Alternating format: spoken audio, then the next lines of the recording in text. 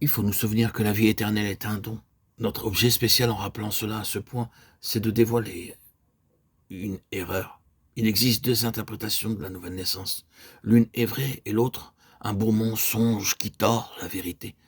Cette dernière interprétation prétend que la vie spirituelle est une sorte de renaissance, un rafraîchissement intérieur, produit par l'effet des forces mystiques qui planent autour de l'âme, l'attirant de sa torpeur comme le soleil printanier réveille la semence endormie, poussant à l'activité des forces déjà existantes mais immobiles. Ce serait comme un réveil de ce que nous possédons déjà pour l'élever sur un plan plus haut, ou une marée qui envahit des sphères jusqu'ici ignorées et inertes, dont les forces et les fonctions entravées sont aussitôt libérées et entrent en contact à l'intérieur avec la conscience et à l'extérieur avec le service. L'autre interprétation qui est donnée, et qui est la vraie, reconnaît que la nouvelle naissance signifie une vie toute nouvelle et autre, qui doit être engendrée en nous, d'en haut, par un acte déterminé de fécondation divine. Un don tout nouveau et direct, d'une vie qui n'avait jamais encore été dans la vie humaine, et qui continue à être une vie entièrement autre que nous ne possédons pas par nature, mais qui est une vie unique et miraculeuse, comme l'est Christ. Comme toute erreur renferme quelques éléments de vérité qui, semblables à une pince, s'avancent pour saisir. Ainsi, celle que nous venons de mentionner se sert du fait qu'elle ne distingue pas entre trois choses. Premièrement, l'âme, deuxièmement, l'esprit, troisièmement, la vie éternelle. La vie éternelle fait sortir l'esprit de la mort et fortifie l'âme. Mais ni l'âme ni l'esprit n'ont de valeur pour Dieu en ce qui concerne la destinée que Dieu a voulu pour l'homme. Sans la vie éternelle entièrement autre, cette vie, c'est Dieu lui-même, en Christ, par le Saint-Esprit. Le Saint-Esprit est l'esprit de vie. Romains 8, 2. Et la vie divine, alors même qu'elle est donnée aux croyants pour demeurer en lui, reste encore liée à la personne divine. Dieu nous a donné la vie éternelle, et cette vie est dans son Fils, 1 Jean 5, 11.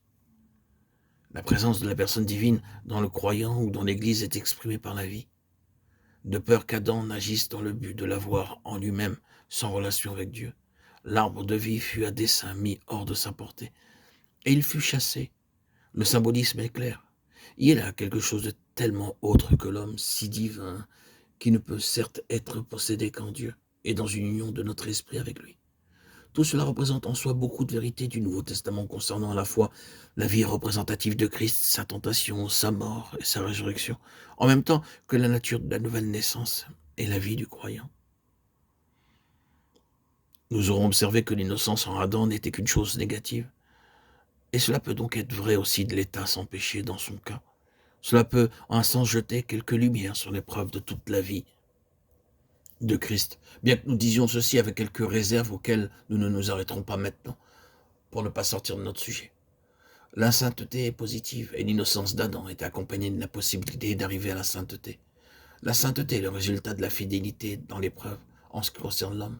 Il peut entrer innocent dans l'épreuve, mais l'essence même de l'épreuve, c'est la possibilité de choisir entre deux voies, la sienne en propre et celle de Dieu. La foi, l'obéissance, la loyauté envers Dieu, la résistance au mal en ayant recours à Dieu amèneront un état positif qui sera quelque chose de plus que l'innocence. Et le fait de ne pas avoir péché vend cette expérience. La faculté qui gouverne et dirige en cela, c'est l'esprit. C'est pourquoi l'issue sera ou bien la sainteté spirituelle ou bien la perversité spirituelle. Chacune des deux issues représente une relation soit avec Dieu, le Saint-Esprit, soit avec Satan et les esprits mauvais. C'est en cela que nous voyons le résultat de l'épreuve et de la chute d'Adam.